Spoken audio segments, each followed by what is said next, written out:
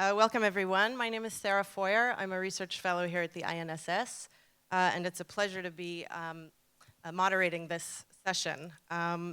So we have heard a lot, and at least for several years now, about these burgeoning ties between Israel and what are often referred to in Israel as the pragmatic Sunni Arab states. And those ties have ostensibly developed in the context of a shifting landscape from one in which the Arab-Israeli or Israeli-Palestinian conflict has perhaps been downgraded on the list of priorities among political elites in the region. But a lot of the conversation about growing engagement between Israel and the Arab states has remained at the level of the governments or security establishments. Here for this session, what we wanted to try to do was talk about prospects and perceptions of engagement between Israelis and Arabs in the region, beyond the level of governments, bring it down to the level of people and the societies themselves. So to do that, I'm joined by five, I think, fantastic panelists, and I'm very honored that they are all on this stage together. I'm going to introduce them very briefly. It's not going to do them justice, but that way you can hear more from them and much less from me. So immediately to my right, Dr. Elham Manea is Associate Professor in Political Science at the University of Zurich and a longtime human rights activist, born in Egypt of dual Yemeni and Swiss nationality. She's published extensively in Arabic, German, and English. Next to her, we will also hear from Dr. Dalia Fadila, who's the founder of Q Schools, English Language and Human Development.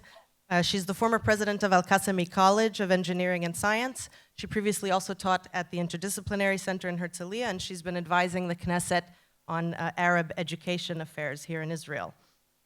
We will also be hearing from Dr. Abdullah Swalha, who is the founder and director of the Center for Israel Studies in Amman, Jordan, where he also directs the Jordanian Political Science Association. We're very happy to welcome you back to the INSS conference. Ms. Orit Perlov is a research fellow here at the INSS, specializing in Arab social media discourse. And finally, Professor Uriya Shavit directs Tel Aviv University's Department of Arabic and Islamic Studies, and he also heads the university's Religious Studies program. Okay, here's how this is going to work, because we have very limited time. I have asked each of our speakers to limit their responses to 3 minutes each, so we can try to get through as many rounds of questions as possible. Don't let this friendly exterior fool you. I will not be afraid to lay down the law a bit. So let's start. The first question I want to ask is actually the same question to all of you, which is the following. When you look at the region today, what do you see as the defining source of conflict? Is the fault line today between Jewish and Arab? Is it a Sunni-Shia divide? Is it Muslim or non-Muslim, radical, moderate, liberal, conservative, perhaps religious, secular, or something else? Elham, why don't you start? Thank you. When I looked at the question, it was interesting to see that we're talking about identities, narrow identities, Jewish, Arab, Sunni, Shia. And it tells us something about the states we're living in, about the stage of state formation of these states, where these states are unable to treat us as equal before the law. From that perspective, all of these identities that you just mentioned, from my perspective, they are a source of conflict. As long as we do not learn how to live together, as long as we do not have states that treat us as equal before the law. That's my answer to that. Okay. Abdullah, maybe, or Dalia? Yes, go ahead. I would say that it is the shattering and consequently the loss of patterns is what is dominant now around the Middle East.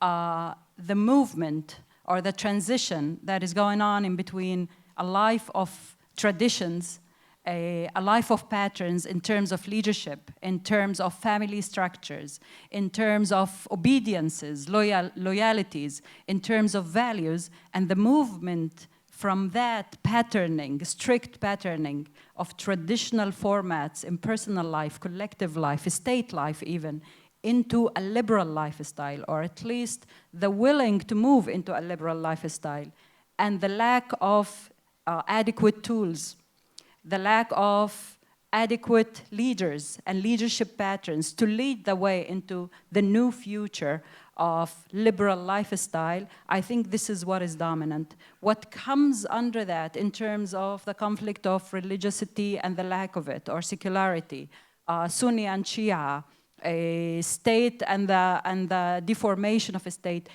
are only, in my perspective, the results of that ongoing, unstable, non-consistent attempt to move from a traditional pattern of life on collective, as I said, and personal and state levels, into some liberal future that is still vague.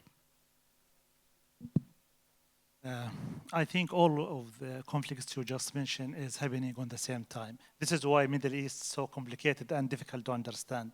I think there are multi-layers of conflict in the region.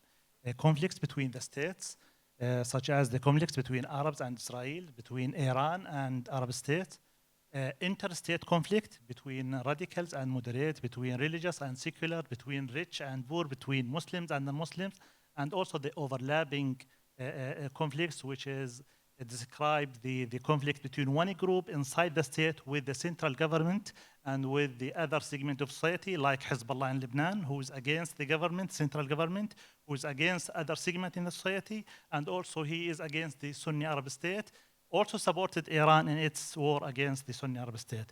Muslim Brotherhood in Egypt is another example for this overlapping conflict. But what is important for our discussion today is the Israeli-Arab conflict. Where is this conflict stands among all of these conflicts? I can say 3 points in this regard. One is, over the years, actually from the beginning of the 20th century, the Israeli-Arab conflict occupied the public debate and dictated the daily agenda in the region.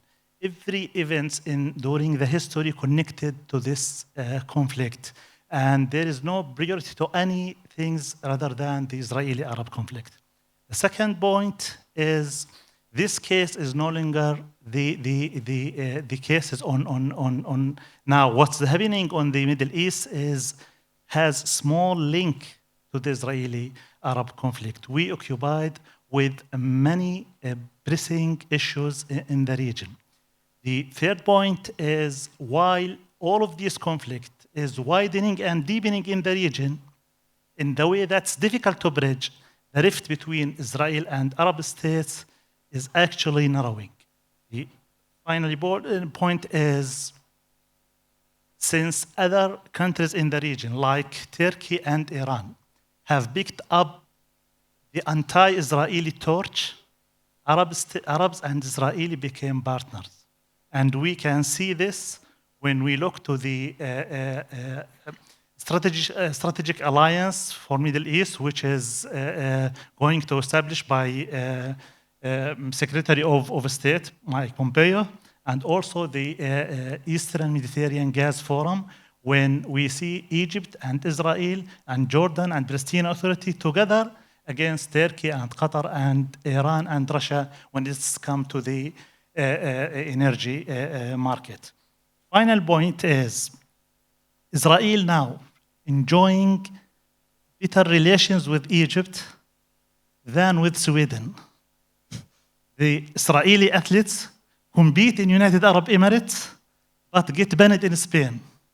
Ministry of Foreign Affairs in Bahrain called for accept Israel as a legitimate entity in the region, while many European countries attack and criticize Israel in every international era.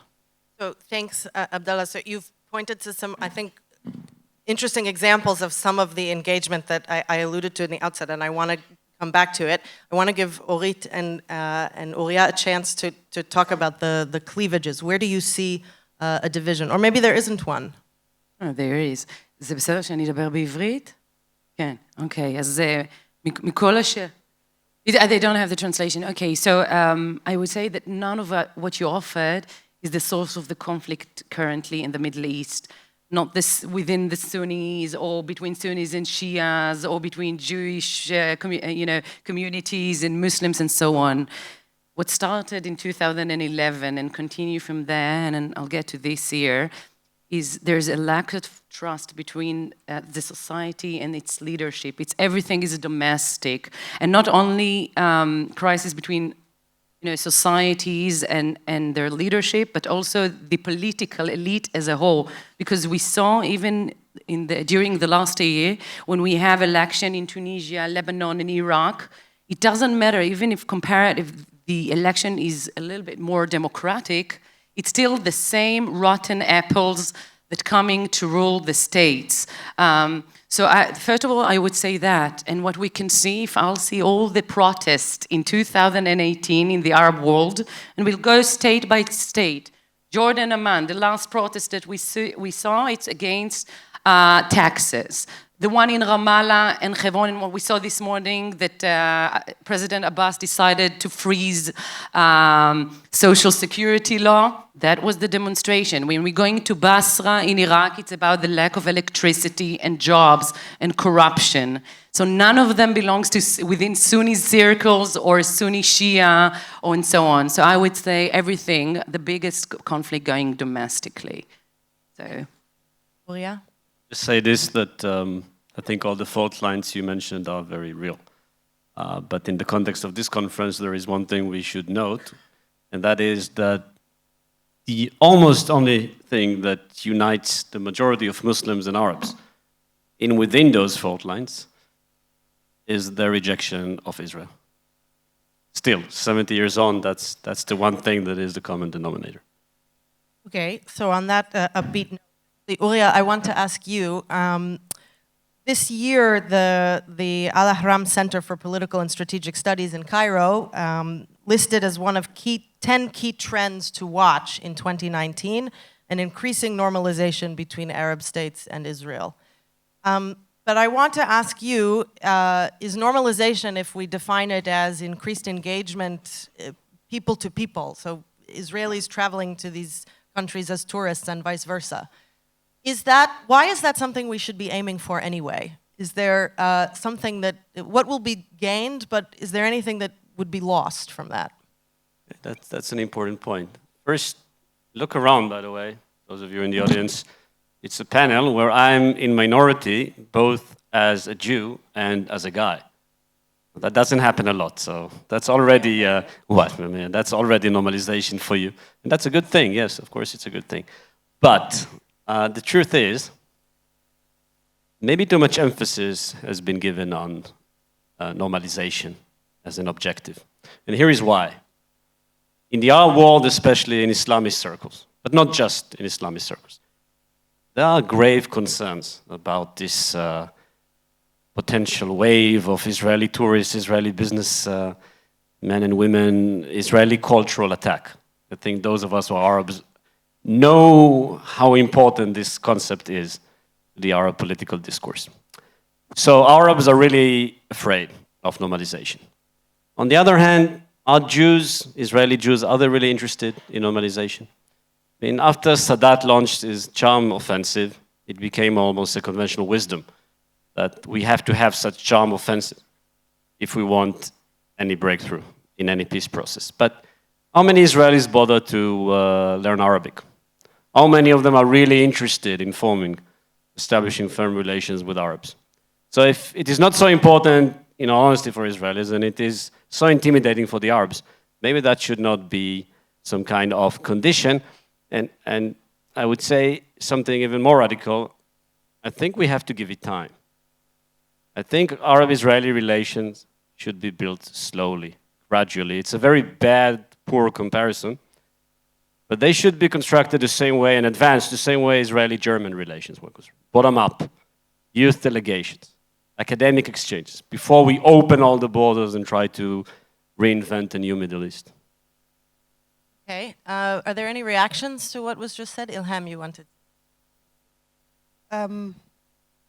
When I also looked at the word pragmatic states, okay? We're talking about normalization, right?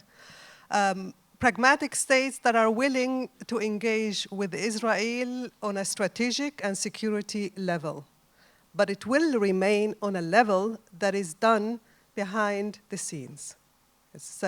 There is no interest to do it publicly. And that would mean that this relationship would make Israel like a mistress. Literally. It's like, we'll have everything, but we're not married officially. Okay?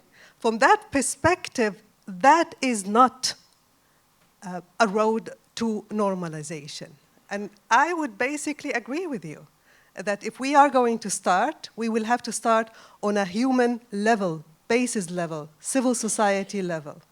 But to do that, that means we have to engage, to have interest, to address the fears, to address the trust, the issues that are actually standing between us, because that we have problems.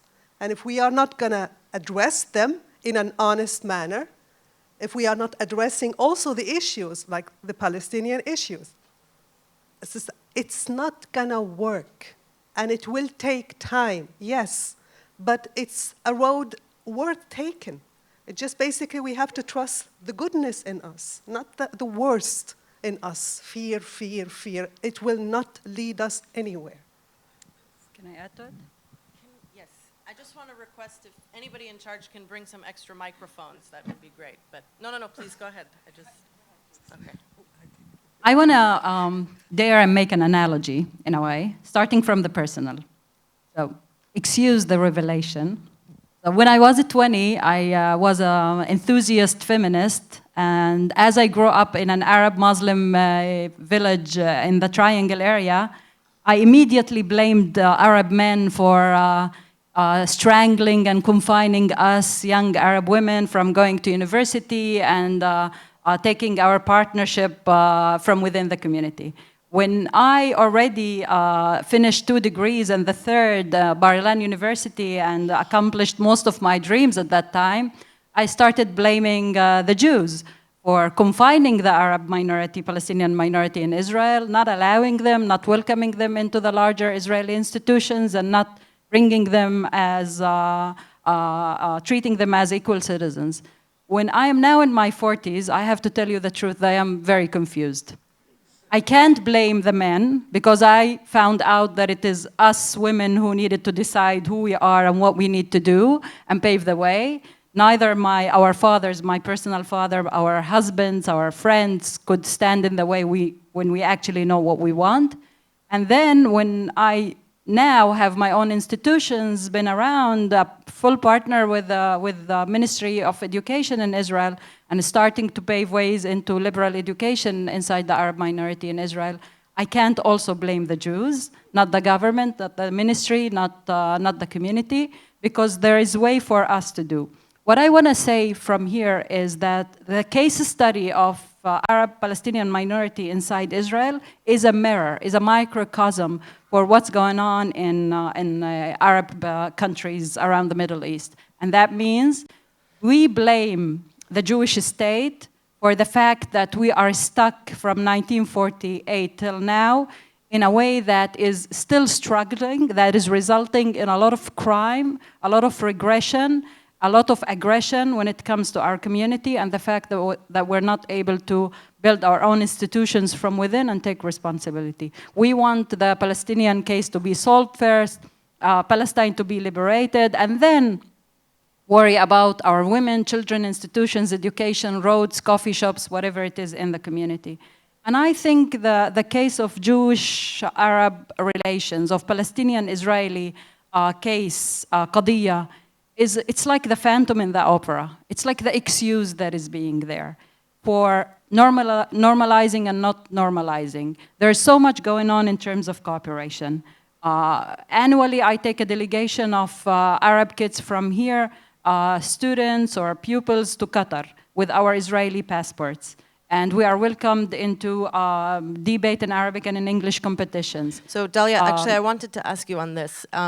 Do you think that there is something about the experience of coexistence, for lack of a better word maybe, between Arabs and Jews in Israel?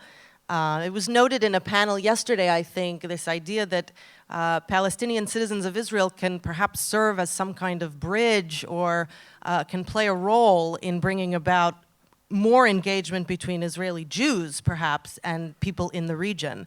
And I'm wondering what you make of that I think hypothesis. this is the only logical thing that can happen is, first of all, bridging the gaps in between Arabs and Jews in Israel in terms of the values, education, economy, and lifestyle, and bringing more Arabs into Israeli institutions, more into academia, more into public institutions, governmental institutions. But that should happen first or at the same time, while also bringing Arabs to form the bridge into the Arab world and Israel. And establish loyalty by investing in the minority as a crucial, as a necessary partner for creating a healthier Israeli society. And definitely then, not use them as a bridge because they speak Arabic, not even that, not the symbolic level of it, but create a system of loyalty from within that happens only through a system of education, through equality, through equal resources and opportunities. And then I think Arabs would be the natural bridge to form. One thing about this natural bridge, and I hate it when I hear it and it comes automatically in any conversation with a Jew, it's like, in a way, say thank you because you're here. Say thank you because you're not in Syria or you're not in, as if we need to compare ourselves as if we are not Israeli citizens. And to go back and say thank you, the state of Israel, because we don't have to suffer like Syrian refugees, like Iraqi, like Egyptians in Maidan al-Tahrir. But I think this is totally irrelevant. What is relevant now, from now on, people who decided to stay Israeli citizens, people who decided to raise the next generations, our kids, our students into this reality, there is a statement here of Israelization that must be considered. Great, and this is the thank you. real start of creating the bridge. So I want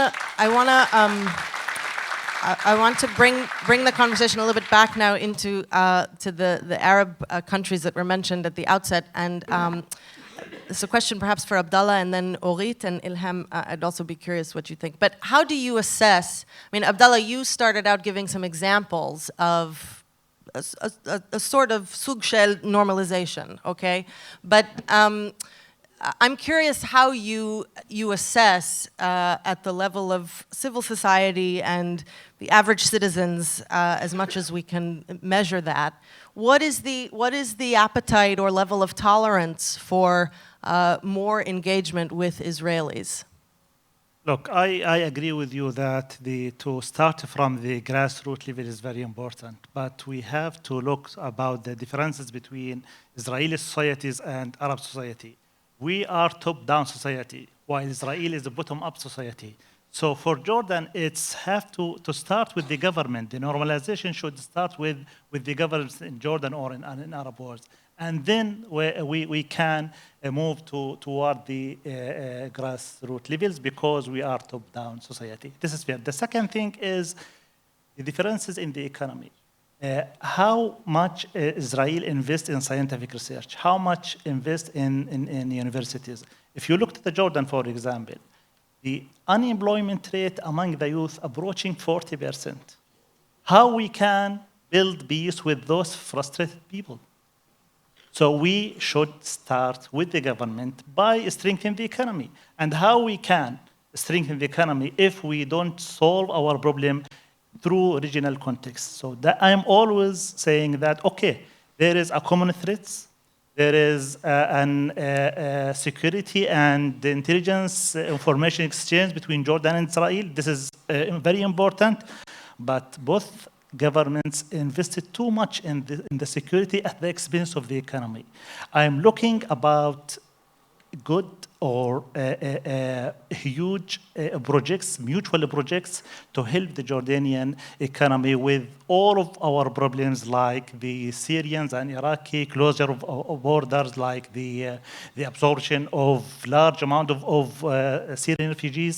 So we have to start with between the government and the government, and then we will talk about the people. Okay, so it should be top down. Orit, what do you have to say? You arguably spend a lot of your time studying bottom up, so what do you see?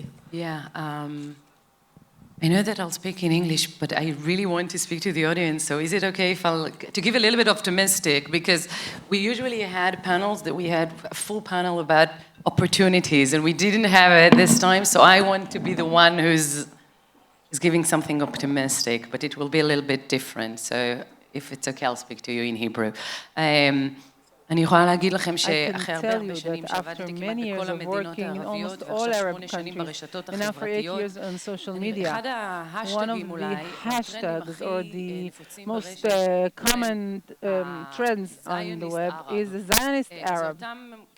It is those Arabs that are seemingly normalizing relations with Israel. One of the reasons for this hashtag, which is maybe most popular on the social media, is because of growing activity of normalization between those Arab leaders and Arab regimes to what's happening in Israel. Had there not been such an activity and cooperation, such a hashtag would not have been necessary in this social media trend that is so much discussed.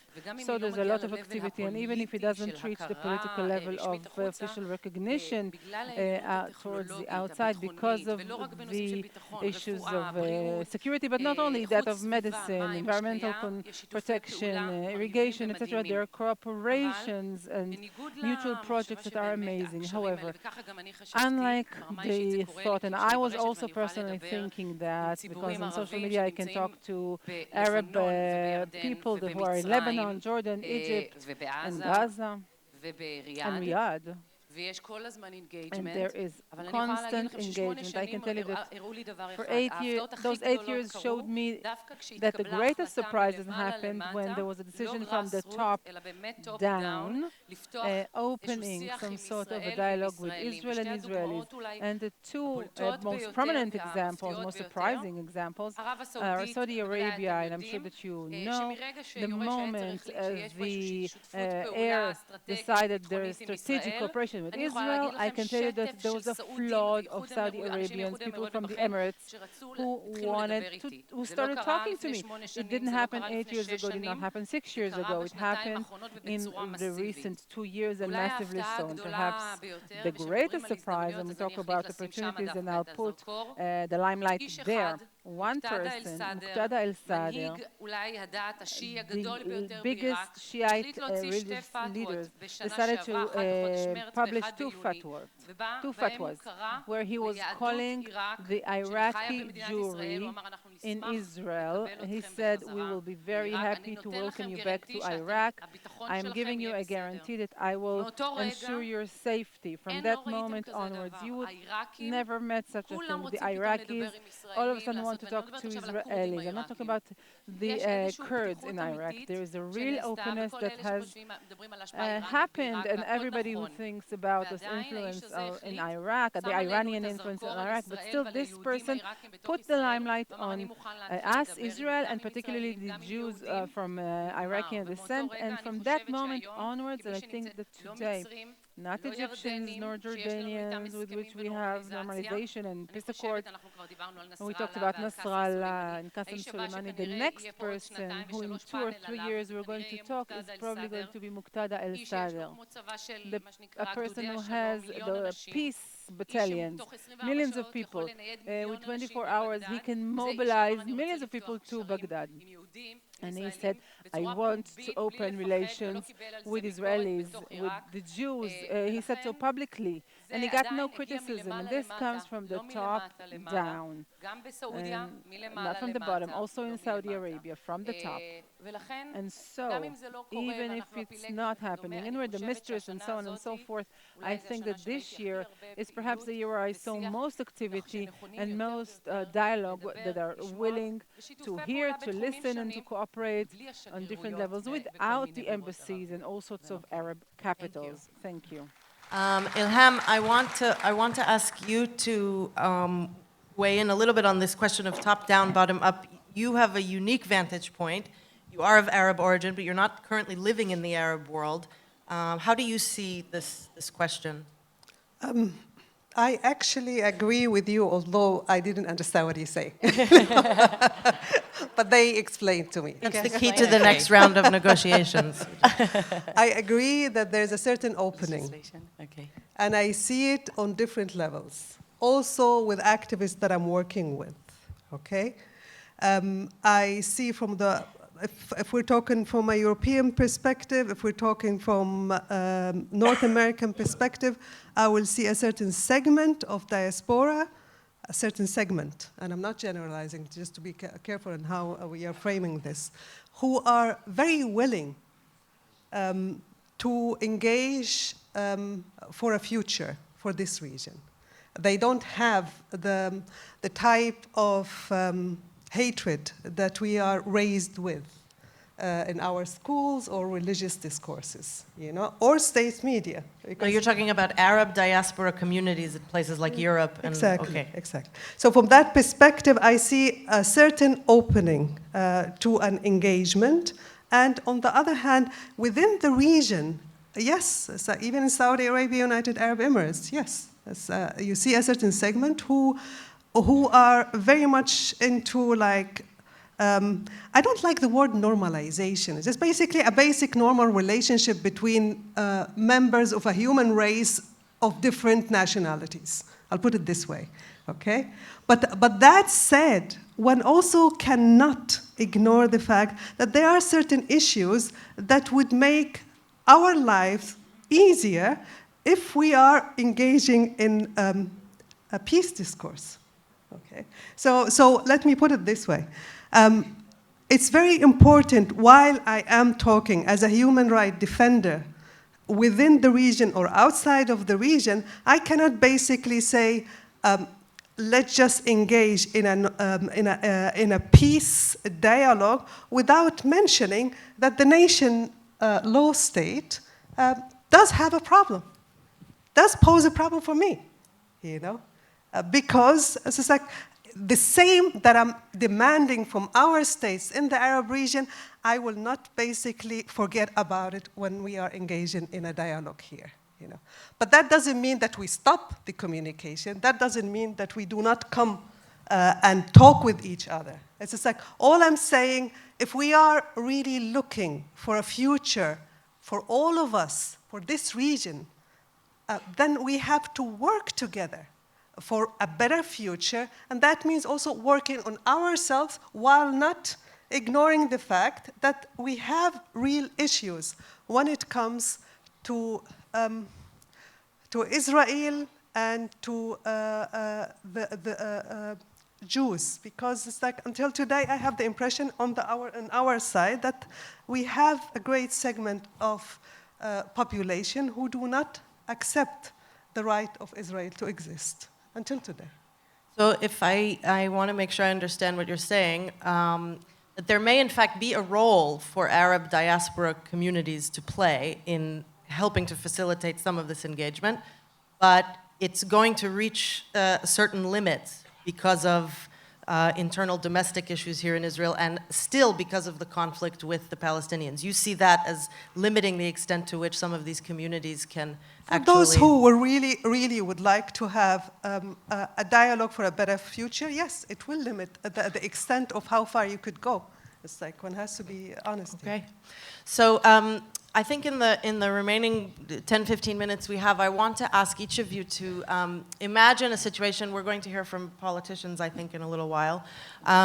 Imagine a situation that you're able to advise both the political leadership of your respective countries, but also maybe the segment of civil society which is either already working on this issue or which you see as perhaps could potentially mobilize around this issue.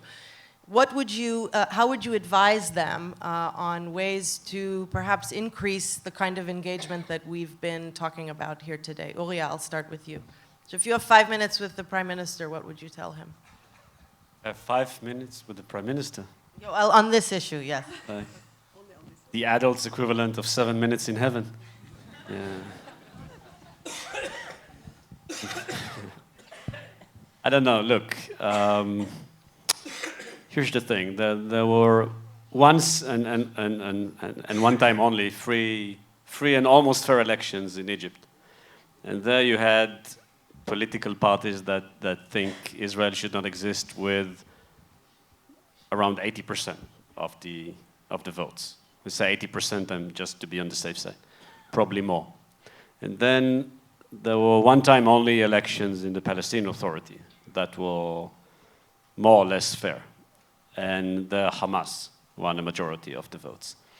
And what's even more alarming in a way when you think of those two electoral campaigns is that you hardly had, I say hardly had just to be on the safe side, I think you didn't have not a single candidate or political party that is pro-peace. That is the equivalent of the Israeli Eretz or Joint List or Labour. So that is the reality of the Middle East today.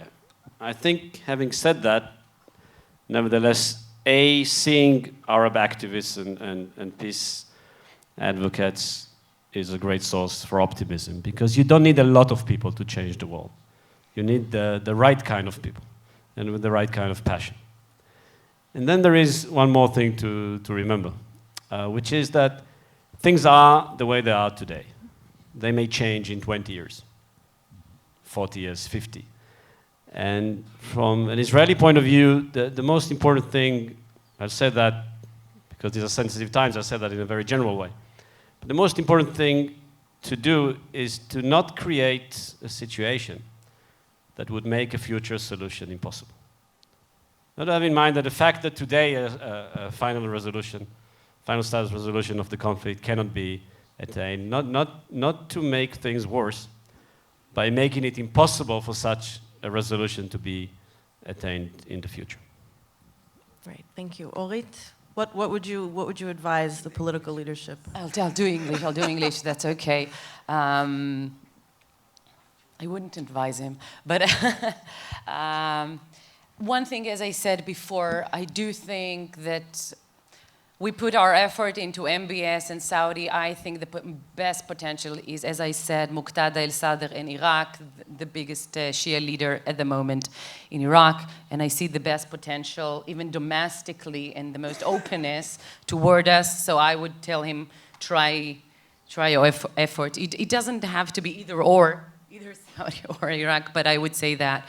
Another thing that is important to say, and as I said before, most of the Arab focus is domestically. It's not about Israel. And if I'm taking even the 3 non-Arab states in the Middle East, which are Turkey, Iran, and Israel, I would say most of the Arab attention goes to Turkey because of its support to the the Muslim Brotherhood and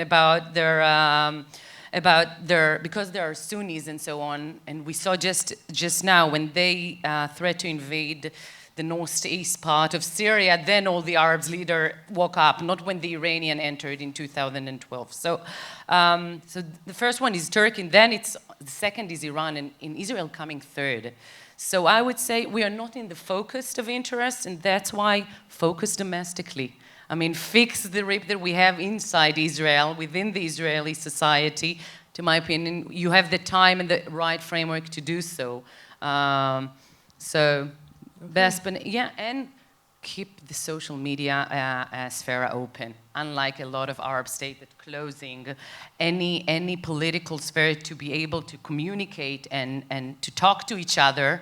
Today, if Egyptian wants to speak, they cannot. They're going either to jail or they are silent. So just keep everything, keep social media open. Keep it open. For people to speak, to talk to each other, to engage, I would say. Okay. Abdallah? What would you tell the king? Can I advise Prime Minister Netanyahu rather than the king? I don't know if that's allowed, but sure. We'll keep the fantasy going. I think for the Israeli government, we are in the very critical position when it's come to the economy. We have 1.3 million Syrian refugees.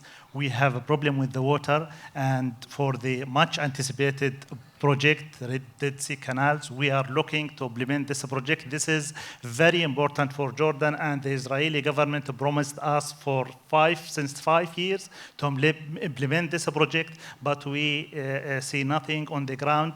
I think Israel should help and must help Jordan, because we are working as a buffer zone. We are the safest border, the longest border with Israel, and we doing too much efforts to protect the borders and also to stabilize the region. For the Jordanian government, I think we should change the approach and we should start dialogue with the Israeli government, and we have to have this discussion directly, and we also need to approach the civil society in Israel and the media, because I'm sure that many of the Israelis don't know about the importance of the strategic relations between Jordan and Israel and how the both countries working together to fight ISIS, to fight or to encounter the terrorism in the region. So this is the two advice for get the word out more. Okay, thank you. Dalia? So I believe that Arab-Israeli relations cannot be discussed without another analogy to what's going on in terms of Arab-Palestinian citizens of Israel inside Israel. And I just want to tell you about the project my institution is engaged in now, which is introducing Israeli Bagrut matriculation curriculum into schools in East Jerusalem. Schools in East Jerusalem have been turning from Jordanian curriculum into Palestinian curriculum, but salaries are paid by the Israeli Ministry of Education, and the project goes now for the next 5 years. 5-year plan is to introduce the Israeli curriculum in Palestinian schools in East Jerusalem. Now, what's going on is this. Parents' committees are doing whatever they need to do in order to protest again and how should I say it? Entice the community against the introduction of Bagrut Israeli curriculum into Palestinian schools. However, at the same time, these are the same parents that register their kids to schools having the Israeli curriculum, because they know by registering their kids to these schools, their kids would access academia, employment, and improve life in East Jerusalem. Okay? So the same thing is going on when we are dealing with the Arab countries and Israel. There is a real, and I say stress, emphasize real interest among generations, younger generations, about real people and governments to already open the borders and start economic, educational interactions, strategic interactions, a project between countries. People really want that. Exactly as Palestinians in East Jerusalem want that for the sake of a better future, Palestinian citizens of Israel want that for the sake of integration and becoming part of an advantageous life in Israel. But the declared level is this. So my message to Prime Minister is, first of all, quit the double ambivalent messages and declare a vision of open-mindedness, and I think it would be exactly welcomed as any strategic pavement into a better future for people from inside, for a healthier, stronger Israel, and stronger, healthier Middle East. Thank you. And I will basically combine certain elements, okay? You were very right to say many in the Arab regions are focused on domestic issues, okay? Ask anybody and they will tell you the economy comes first. The economy comes first. But that does not negate the fact that we have an issue when it comes to the narrative and discourses we're having concerning Israel, concerning, and I'm using the word, Jews, okay? And that means even if we are focused on our problem, we have a scapegoat that is constantly being used by our states, okay? At the same time, look at the other side here in Israel, you also have certain narratives about the enemy within the enemy, okay? We have to work on that. If we are going to change something, let's just work on the narratives, on the discourses that we're having. And that brings me to your point, a very important thing. Let's just start with education, in the human being. We start with children. And I know when we do that, then it means we need the right leadership. And unfortunately, our leaders are interested in discourses that are more interested in dividing us than uniting us. And I believe it's time that we, as a civil society actors, that we start to launch the discourse. Great. So I want to thank our panelists for being here today. Whether this prediction about 2019 being the year of more normalization, we'll have to come back next year and see if that was proven correct. In any case, I would say definitely watch this space. Thank you all for being here. Please join me in thanking our panelists.